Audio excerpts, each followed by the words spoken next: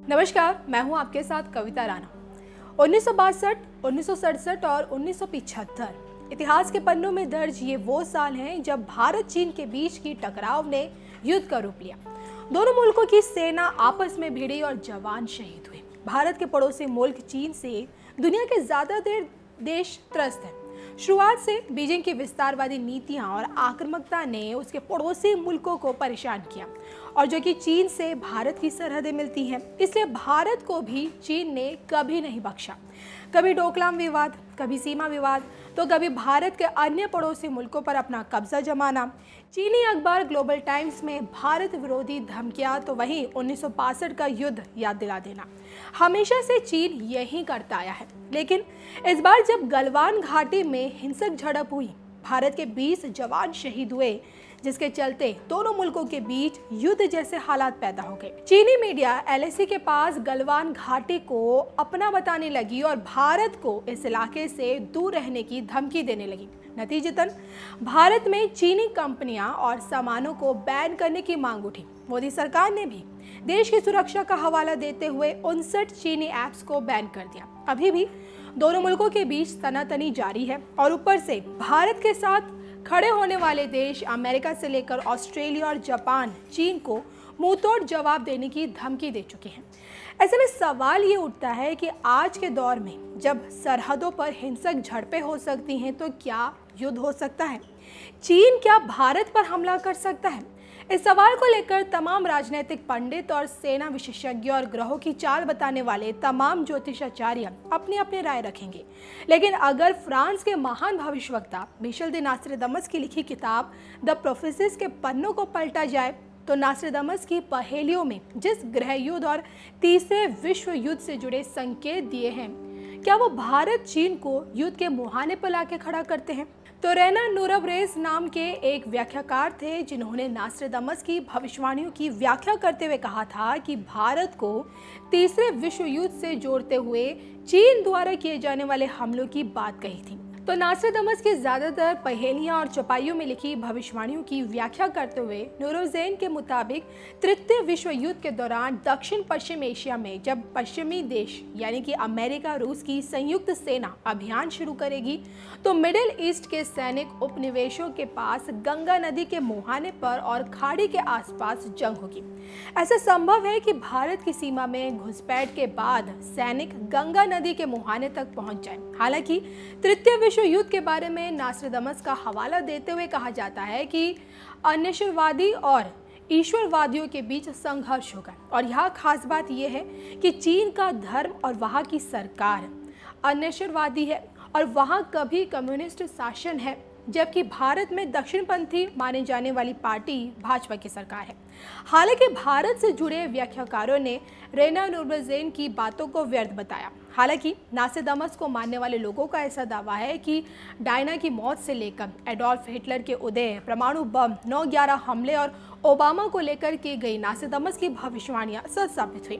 The prophecies में मौजूद चौपाइयों में साल 2020 को विनाशकारी बताया गया, और देखिए ना कि 6 महीने हो चुके हैं, फिर भी समूची दुनिया पर कोरोना वायरस छाया हुआ है।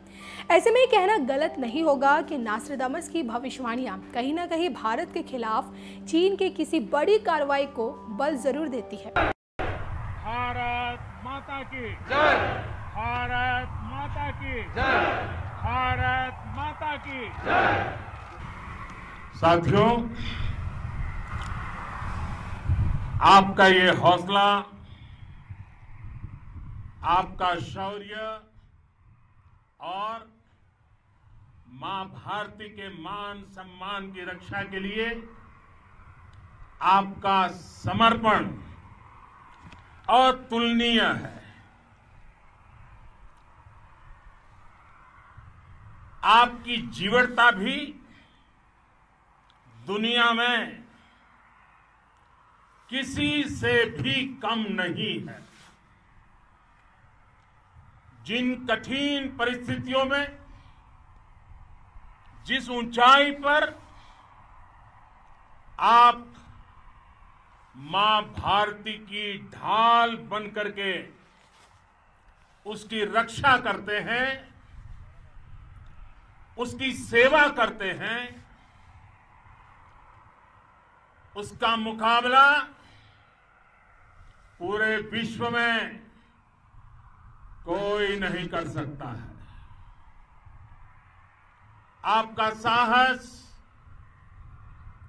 उस ऊंचाई से भी ऊंचा है जहां आप तैनात हैं। आपका निश्चय उस घाटी से भी सख्त है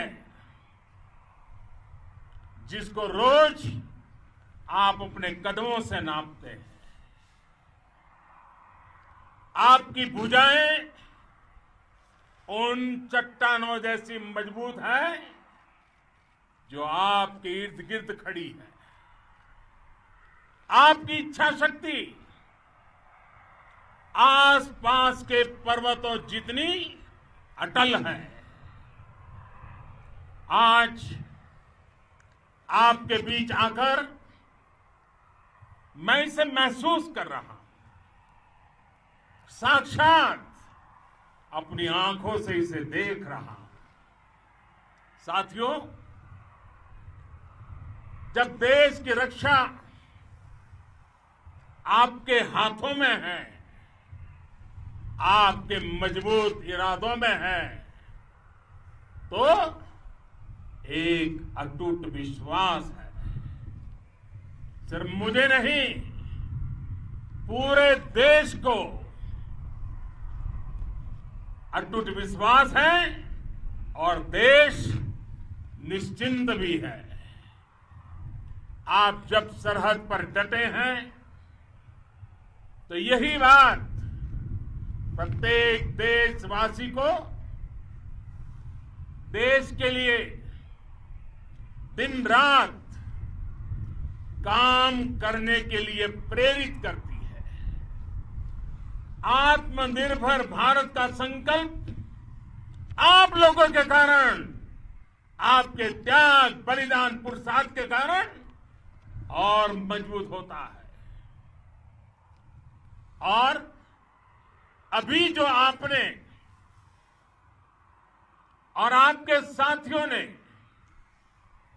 वीरता दिखाई है, उसने पूरी दुनिया में ये संदेश दिया है कि भारत की ताकत क्या है।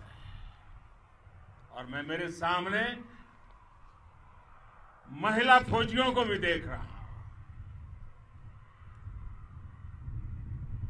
युद्ध के मैदान में, सीमा पर ये दृश्य अपने आप को प्रेरणा देता है। साथियों, राष्ट्र कवि रामधारी सिंह दिनकर जी ने लिखा था, जिनके सिंहनाद से सहमी, जिनके सिंहनाद से सहमी धरती रही अभी तक डोल। कलम आज उनकी जय बोल, कलम आज उनकी जय बोल। तो मैं आज अपनी वाणी से आपकी जय बोलता हूं, आपका अभिनंदन करता हूं। मैं गलवान घाटी में शहीद हुए अपने वीर जवानों को भी पुनः श्रद्धांजलि अर्पित करता हूं। इनमें पूरब से, पश्चिम से, उत्तर से, दक्षिण से देश के हर कोने के वीर अपना शौर्य दिखाते थे। उनके पराक्रम, उनके सिंहनाद से धरती अब भी उनका जयकारा कर रही है। आज हर देशवासी का सिर आपके सामने, अपने देश के वीर सैनिकों के सामने आदरपूर्वक नतमस्तक होकर के नमन करता है।